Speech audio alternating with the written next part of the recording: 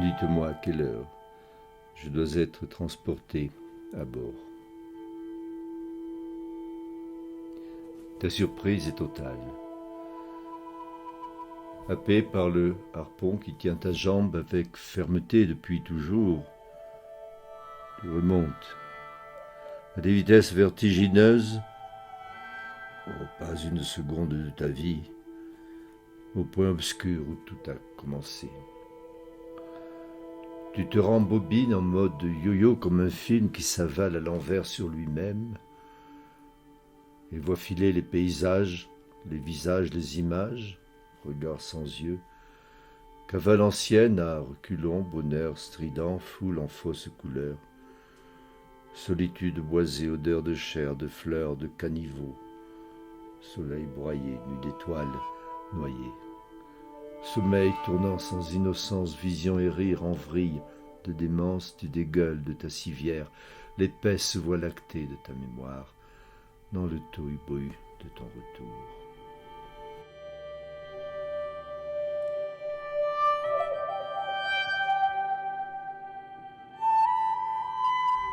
Tu as joué tous les rôles, bu à toutes les soifs. Ainsi la lumière fait-elle le monde en l'imitant et s'y produit.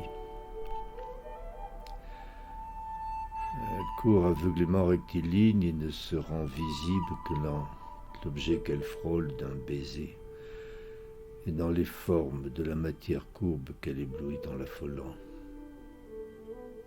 Et puis elle abandonne d'un rire d'infidélité, absente toujours là, grise des libertés cognées dans tous les sens. Elle crée le jour sa propre scène où elle se joue des simulacres et la défait la nuit qui est sans lit. Elle n'a de lieu qu'en l'autre et ses métamorphoses. Vagabond hâtif, funambule, acrobate, jongleur, tu as planté tes tréteaux à tous les carrefours, usé tous les costumes, abhorré tous les airs, tu as fleuri à tous les bancs.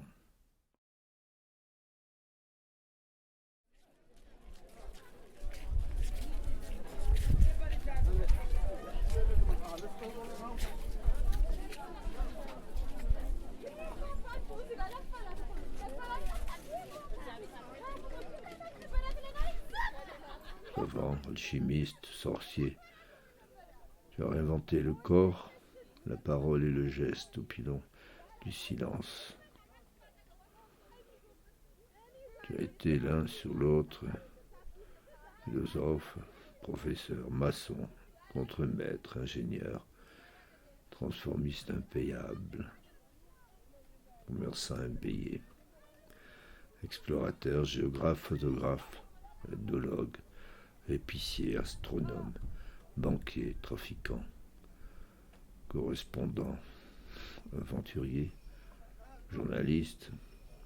Tu as brouillé les routes à ton image, brûlant plus d'épitaphes que d'étapes.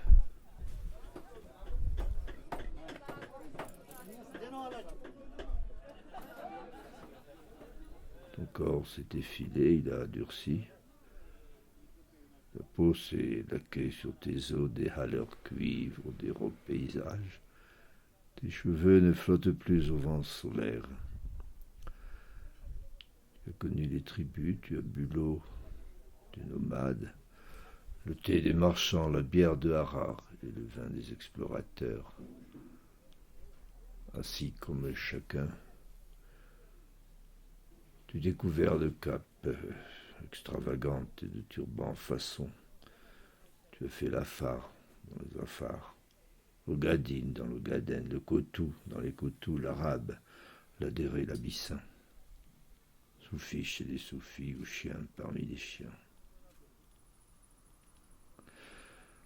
Ton spectre bariolé passait sur les visages attentionnés, et tu savais toutes les langues utiles à battre, celle-là même des colons que tu clownais à l'occasion.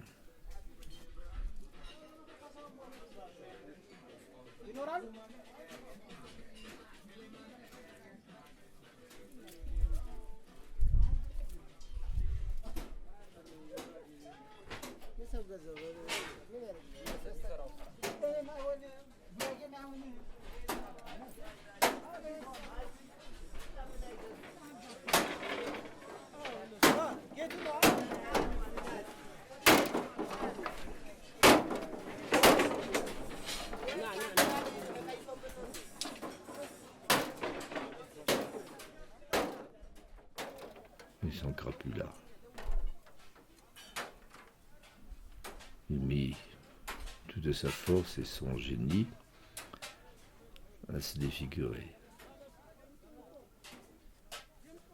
Il fout en lui jusqu'au plus petit sou d'égo et bégaya sur son chemin. À mesure qu'il allait, l'homme percé, il s'effaça dans la buée d'adieu qui l'emportait.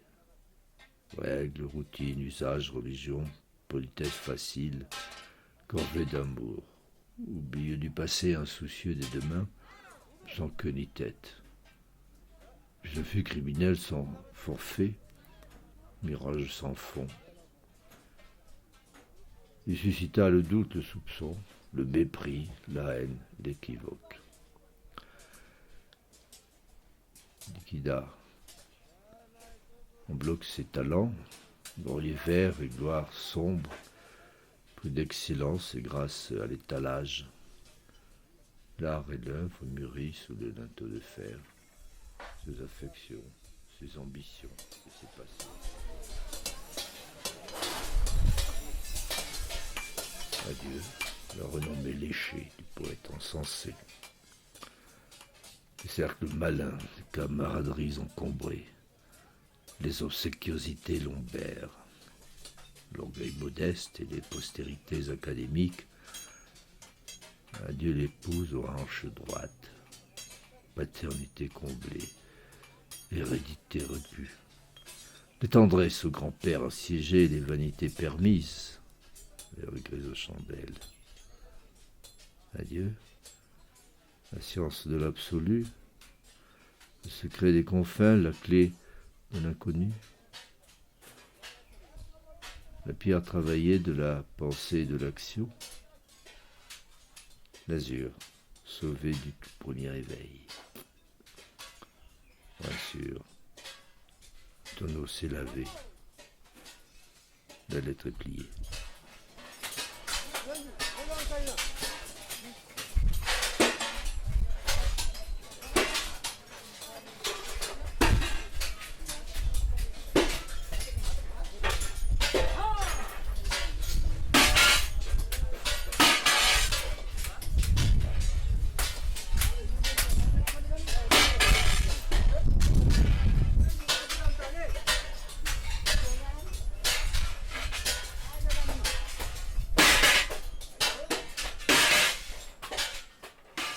Comment dire, d'une lumière amputée de source et de rivage.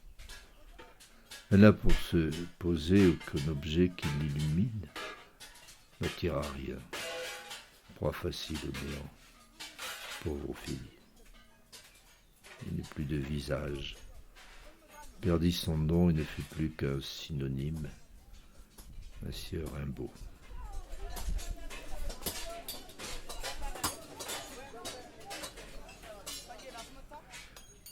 Jeter l'or pour la cire est un blasphème à la misère. Nul ne reste impuni de ce péché d'insolence et de légèreté. Fou, malade, traître, fuyard, tu es maudit et tu finiras mal.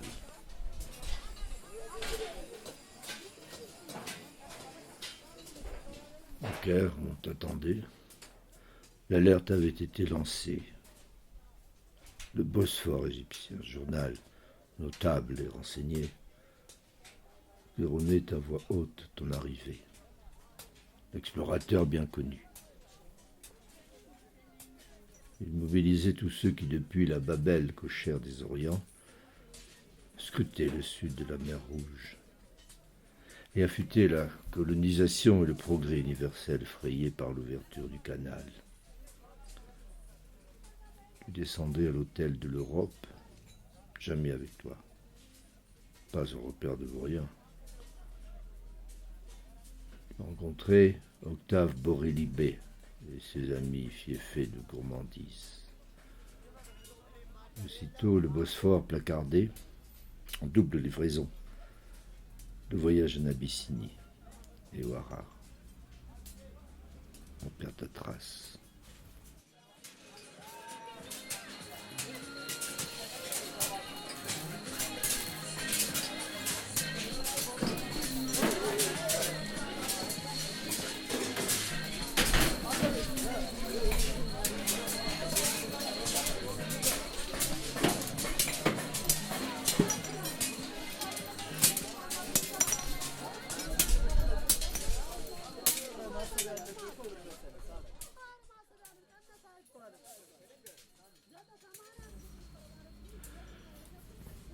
Tu réapparaissais à Aden peu de temps.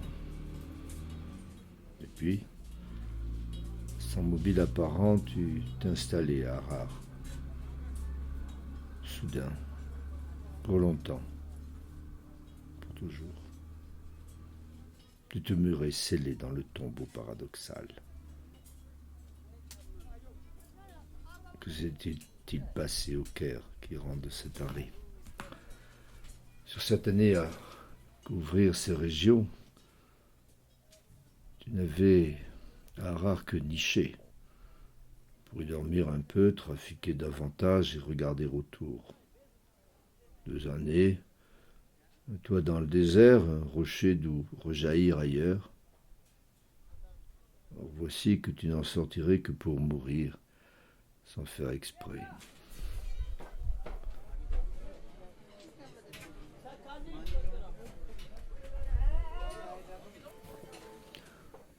Au Caire, on s'arrachait ta présence. Non pas les ruelles et les bouges hasardeux, mais les salons, les bureaux lambrissés, les soirées, les officines dérobées. Rencontrer les diplomates, les généraux, les cercles influents des francs-maçons, des Saint-Simoniens, les banquiers, les industriels, les administrateurs, les agents spéciaux. Certains, vivant d'un sueur poète, un frisson sur les lèvres à Paris. Côtoyer l'explorateur basané, l'aventurier caustique, l'écrivain clignotant et le négociant rompu aux arcanes abyssins, familier de puissances indécises.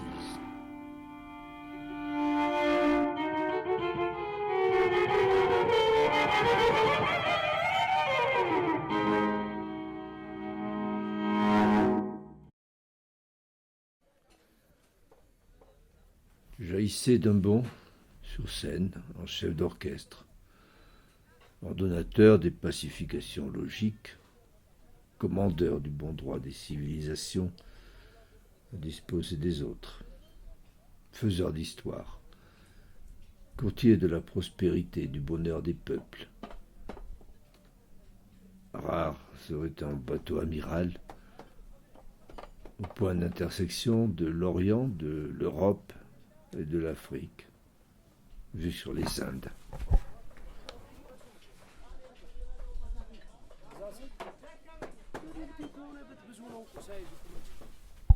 Tu œuvrerais à la droite du prince Makonnen, qui ne manquerait pas de succéder à Ménélique, comme l'ingénieur Hilg, auprès de celui-ci porté par l'évidence d'un destin conjugable et le culot de la raison élue.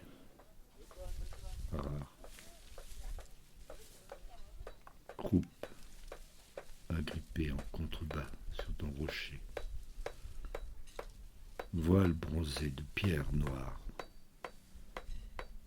Tu pousses tes minarets blancs et tes remparts de guerre à la croupe du temps. Ville forte interdite, repliée sur tes méandres. Une rose de nuit dont les pétales s'ouvrent à l'intérieur, tes aises rébarbatives, barricadées dans ton mutisme, signature illisible de chroniques furtives. Venise sèche, Ville peuple ouverte par 5 portes aux ondes vastes du commerce. Tes rues sont traversées des arômes bruyants de l'Asie, de l'Europe, de l'Afrique, de l'Arabie, de l'Égypte, de la Perse, de l'Inde, de l'Indonésie, de la Chine, du Soudan ou du Nil. Dans les vagues brassées te balaient et convergent en remous riches pour les 5 sens des matières et des miroitements du monde. Les caravanes au repos, amarrées à tes portes, débarquent et réembarquent l'or, l'ivoire, l'encens, le musc, le café, le safran, le cat, les poivres rouges et forts,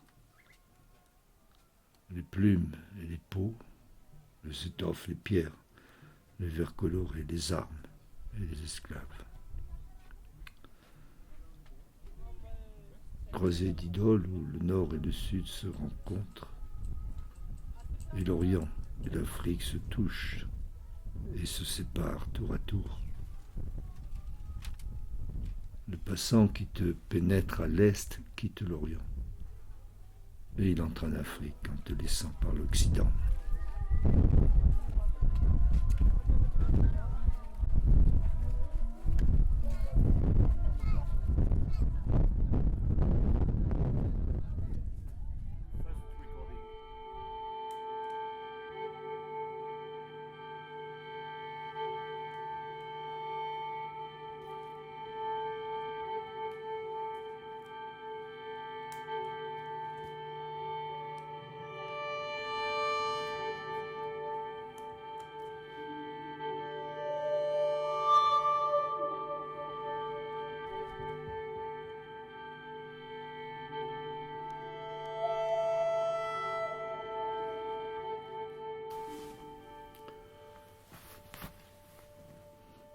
Bouillon de peuples et de tribus, tu vis dans le creuset de tes murailles comme un œuf circonspect, parmi les Oromos, les Somalis, les Afars, les Éthiopiens et les Arabes.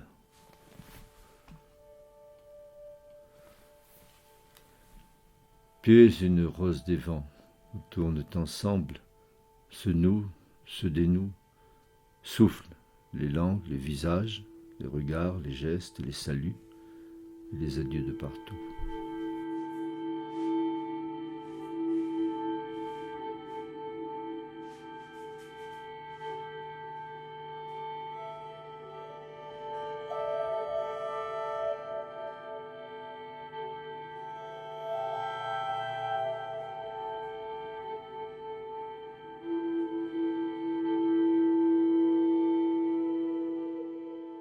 Ton manteau, vieux paletot de charbon noir troué d'étoiles, brille les braises d'un désir. Rosace aux vibrations de toutes les couleurs, où les parfums s'élèvent, les femmes, en liberté de voiles animés, flottent en suspension d'une ruelle à l'autre, sortant des murs comme des chants de l'au-delà.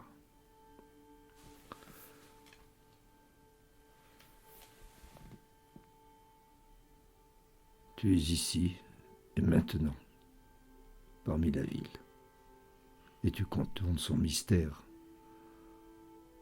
Tu n'es plus l'étranger d'autrefois qui passait, qui dormait et se savait déjà ailleurs. Tu as pris la teinture des pierres, des formes et des yeux, et tu te plonges sans exil dans les éclats, dans les cris, les odeurs et le vertige des marchés.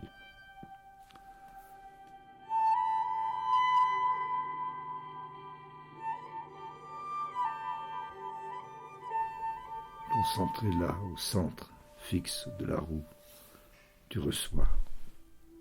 Autour de ta lampe, les explorateurs, les savants, les négociants, les aventuriers, les diplomates, les ingénieurs et les rêveurs, qui portent désormais tes ambitions, tes idées, tes projets, tes orgueils, tes fiertés d'hier, que tu laisses à leurs affaires et que tu aides autant que tu le peux. Cela n'est plus pour toi. Ce n'est plus toi. Tu as baissé les armes et tu fais don de ton génie. À toi, la tête vide enfin, les cavalcades sans objet. Tu es au bout de ton désœuvrement.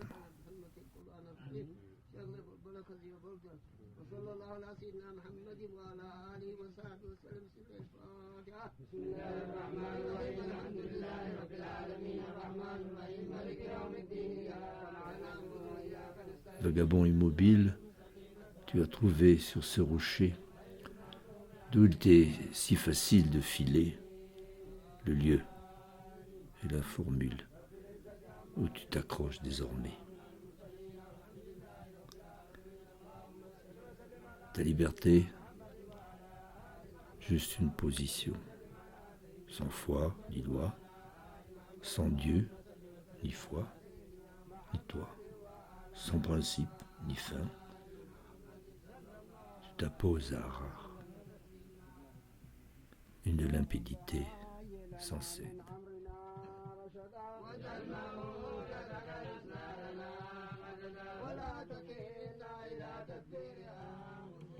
« 10 novembre 1891. Le corps d'Arthur Rimbaud resta demeure, abandonné aux hyènes de saison. Ici, Harare s'éteint aussi, à la vitesse relative de l'histoire, brutalisé par l'ignorance de l'Empire, rongé par les bigots, et ta carcasse sèche lentement dans la mémoire.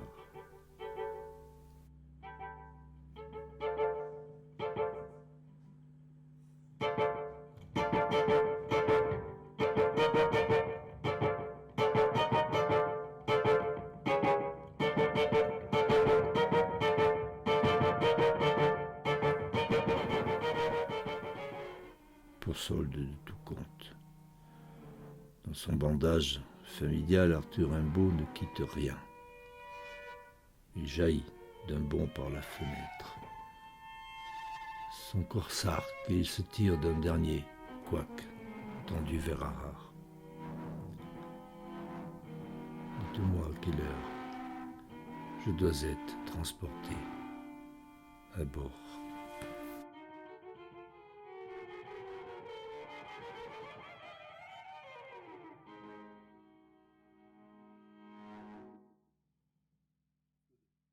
Dites-moi à quelle heure je dois être transporté à bord.